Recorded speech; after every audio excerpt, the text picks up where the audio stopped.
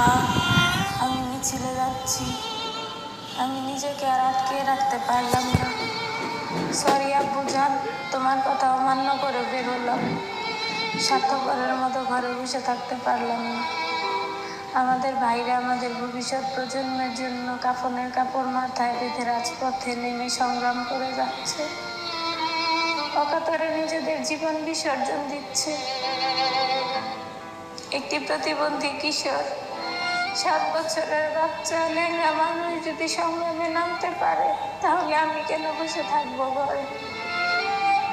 একদিন তো মরতেই হবে, তাই মৃত্যুর ভয় করে স্বার্থপরের মতো ঘরে বসে না থেকে সংগ্রামে নেমে গুলি খেয়ে বীরের মতো মৃত্যু অধিক শ্রেষ্ঠ।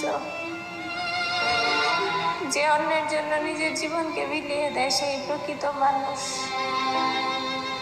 আমি যদি বেঁচে না ফিরি, তবে কষ্ট না